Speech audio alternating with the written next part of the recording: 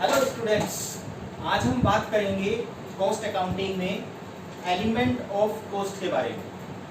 मैंने आपको previous slides में बताया था कि कॉस्ट किसी भी प्रोडक्ट का सबसे इम्पोर्टेंट पार्ट होती है।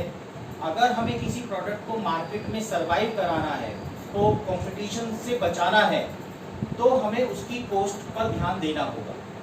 तो यहाँ हम अब आज कॉस्ट के बारे में जानेंगे। कॉस्ट किन चीज़ों से मिलकर बनती है, क्या क्या चीज़ें उसमें आती हैं जो कॉस्ट को मिलकर के बनाती हैं। तो कॉस्ट में जो चीज़ें आती हैं उनको हम एलिमेंट ऑफ कॉस्ट के नाम से जानते हैं। जैसा मैंने आपको बताया था, कॉस्ट मोस्ट प्रोबेबली 3 चीज़ों से ही मिलकर बनती है। सबसे पहले आता है मटेरियल, सेकंड थिंग होती है labour, and the third thing is overheads. तो आज हम इनके बारे में जानेंगे कि ये क्या क्या होते हैं, इनको किन किन पार्ट्स में डिवाइड किया जाता है, क्या पहचान होती है। सबसे पहले इसमें आता है material. Material is the most important part of cost because no goods can be produced without material.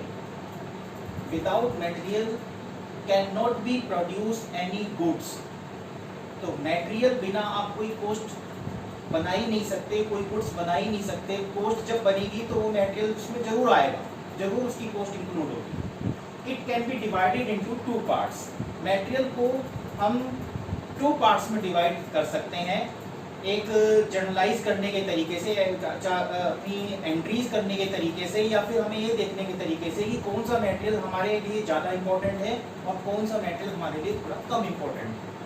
तो जो इसमें सबसे इम्पोर्टेंट बात आती है, तो इसमें सबसे पहले आता है direct material. Direct material, the material which is directly used in the production is called direct material. जो मटेरियल डायरेक्टली प्रोडक्शन से इंक्लूड होता है, प्रोडक्शन में इंक्लूड होता है, उसको डायरेक्ट मटेरियल बोला जाता है। डायरेक्ट मटेरियल हमें विजिबल होता है, शो होता है, हमें दिखाई देता है। दूसरी बात, उसका सबसे ज्यादा पार्ट होता है किसी भी कॉस्ट में।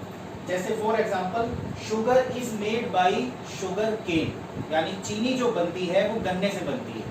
गन्ना सबसे इंपॉर्टेंट पार्ट है, अगर गन्ना ना हो तो चीनी नहीं बना सकते, सबसे इंपॉर्टेंट पार्ट है, उसी के रस से ही चीनी बननी है। तो ये डायरेक्ट मटेरियल माना जाएगा चीनी बनाने के लिए गन्ना। इसके बाद सेकंड पार्ट आता है इनडायरेक्ट मटेरियल। इनडायरेक्ट मटेरियल भी मटेरियल का ही पार्ट होता है, लेकिन ये इतना इंपॉर्टेंट पार्ट नहीं होता कि इसकी इतनी ज्यादा कॉस्ट आए कि वो पूरे कॉस्ट को इन्फ्लुएंस कर दे। होता है, इसके थ्रू ही काम भी होता है, इसकी भी कॉस्ट आती है, लेकिन वो इतना इंपॉर्टेंट पार्ट प्ले नहीं करती। फिर भी ये कॉस्ट में जरूर जुड़ा हुआ होता है। Material which is used indirectly in production is called indirect material. For example, thread used in shirt stitching. एक शर्ट बन रही है, तो शर्ट बनाने के लिए जो क्लॉथ है, कपड़ा है, वो डायरेक्ट मटेरियल माना जाएगा, लेकिन जो स्टिचिंग करने के लिए उसमें धागा यूज किया जा रहा है वो इनडायरेक्ट मटेरियल कहलाएगा, क्योंकि धागे का रेशो बहुत कम होगा कॉस्ट में। मुश्किल से अगर शर्ट आपकी, मान लीजिए सपोज कीजिए 500 रुपए की तैयार हो रही है, तो उसमें धागे की कीमत मुश्किल से 10, 20, 30 रुपए मैक्सिमम ही आएगी कॉस्ट। तो ये जो पार्ट है मटेरियल का, ये कम इंपॉर्टेंट है। सबसे ज्यादा इंपॉर्टेंट डायरेक्ट मटेरियल होता है। तो हमें जो कंट्रोल करना है वो डायरेक्ट मटेरियल को ज्यादा करके करना है, इनडायरेक्ट मटेरियल का पार्ट इतना नहीं होता। तो ध्यान किस पे देना है? डायरेक्ट मटेरियल पर। Next, labour.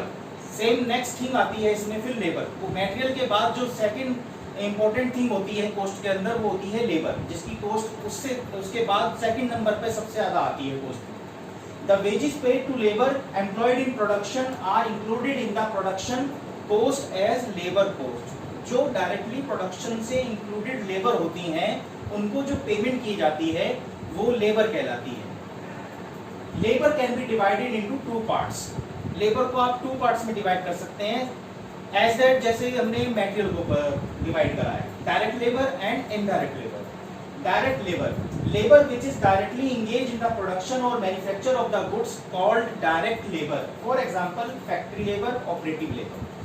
जो लेबर डायरेक्टली प्रोडक्शन से इंक्लूड होती है वो डायरेक्ट लेबर में आती है। फॉर एग्जांपल, जैसे फैक्ट्री में गुड्स तैयार हो रहा है, तो मशीनों में काम करने वाली जो लेबर है, मशीनें चलाने वाली जो लेबर है, मशीनों को ऑपरेट करने वाले जो लोग हैं, वो सब लेबर में आएंगे।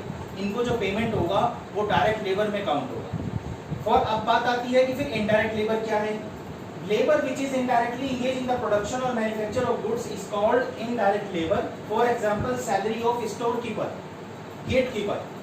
तो ये लेबर जो होती है ये फैक्ट्री के प्रोडक्शन से डायरेक्टली रिलेटेड नहीं होती, लेकिन इनडायरेक्टली इसका भी खर्चा आता है। जैसे सपोज कीजिए फैक्ट्री में प्रोडक्शन हो रहा है, तो वहां पर मशीनों में काम करने वाली जो लेबर है उनकी लेबर तो डायरेक्ट लेबर हो गई, लेकिन अगर फैक्ट्री के गेट पर एक चौकीदार खड़ा है, गेट कीपर खड़ा है, तो उसको जो हम सैलरी पेड कर रहे हैं वो भी हमारी लेबर ही मानी जाएगी, लेकिन वो इनडायरेक्ट लेबर होगी। वो तो हमें इनडायरेक्टली पेड करनी है, इनडायरेक्टली उसका प्रोडक्शन से रिलेशन होगा, उसका डायरेक्टली प्रोडक्शन से कोई रिलेशन नहीं होगा। प्रोडक्शन करने वाली लेबर अलग होती है और प्रोडक्शन ना करने वाली जो बाहर का मैनेजमेंट करने वाली जो लेबर होती है वो अलग लेबर होती है। तो दोनों को अलग अलग पार्ट में डिवाइड किया जाता है। सबसे ज्यादा ध्यान हमें डायरेक्ट लेबर पर देना है, क्योंकि इसका डायरेक्टली प्रोडक्शन से लेना देना है। अगर ये कम ज्यादा हो जाएगी तो हमारा प्रोडक्शन जो है उसकी कॉस्ट कम ज्यादा होगी, फ्लक्चुएट होगी। इनडायरेक्ट लेबर का कोई इतना खास रोल नहीं होता, क्योंकि इनडायरेक्टली लेबर जो है प्रोडक्शन से डायरेक्ट रिलेट नहीं होती। ये तो पे होनी है, चाहे प्रोडक्शन हो या ना हो। Next, overheads. Third most important thing है फिर कॉस्ट की ओवरहेड्स। मटेरियल और लेबर ये दोनों मिलकर के प्रोडक्शन को तैयार करने में हेल्प करते हैं, प्रोडक्शन की कॉस्ट बनाने में हेल्प करते हैं। इसके अलावा भी बहुत सारे एक्सपेंसेस होते हैं जिनकी वजह से कॉस्ट जो है वो इंक्रीज होती है।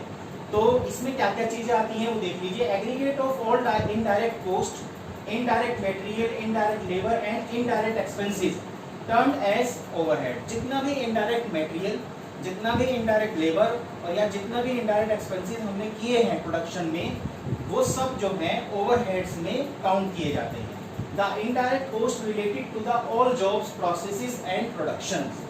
The overheads can be divided into 3 parts. Overheads को आप 3 parts में डिवाइड कर सकते हैं। फर्स्ट है फैक्ट्री ओवरहेड्स, सेकंड है office overhead and the third selling and distribution overheads. Next, what is the factory overhead? देखिए इसमें एक्सपेंसेस व्हिच आर इनकर्ड और indirect material, labour and indirect expenses in a factory is known as factory overhead. जितने भी indirect expenses, indirect labour, indirect material हमने factory में use किया है, वो सब मिलकर के फैक्ट्री ओवरहेड्स कहलाते हैं। For example rent of factory building. अगर हमने फैक्ट्री बिल्डिंग हमारी किराए पर है, हमने उसका रेंट पेड किया है, तो वो इनडायरेक्ट एक्सपेंसेस होगा और इनडायरेक्ट एक्सपेंसेस जो फैक्ट्री का होगा वो फैक्ट्री ओवरहेड में काउंट किया जाएगा, क्योंकि ये फैक्ट्री में होगा। सेकंड है office overhead. Expenses which are incurred और indirect material, labor and indirect expenses in office is known as office overhead. Same thing यही ऑफिस के लिए है। ऑफिस में अगर कोई इनडायरेक्ट एक्सपेंसेस, इनडायरेक्ट मटेरियल या इनडायरेक्ट लेबर हम यूज करते हैं, तो वो ऑफिस से रिलेटेड होने के कारण ऑफिस ओवरहेड में काउंट की जाएगी। For example rent of office building.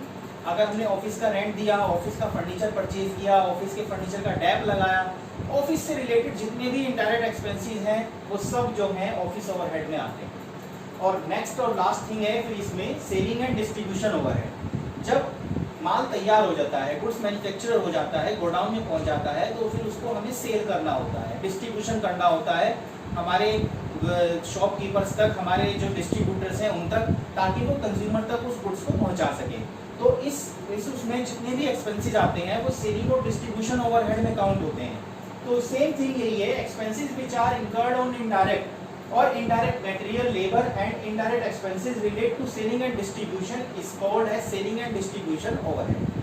जितने भी indirect expenses, indirect material, indirect labour हमने सेलिंग और डिस्ट्रीब्यूशन में लगाया है, वो सब सेलिंग एंड डिस्ट्रीब्यूशन ओवरहेड में काउंट किया जाता है। For example salary paid to sale manager. हमने सेल मैनेजर जो है, जो हमने रखा हुआ है, उसको सैलरी दी है ताकि वो हमारी सेल्स को इंक्रीज करे। तो ये जितने भी एक्सपेंसेस हैं ये सब सेलिंग ओवरहेड में आते हैं। तो इस तरह से आज हमने एलिमेंट ऑफ कॉस्ट के बारे में पढ़ा है।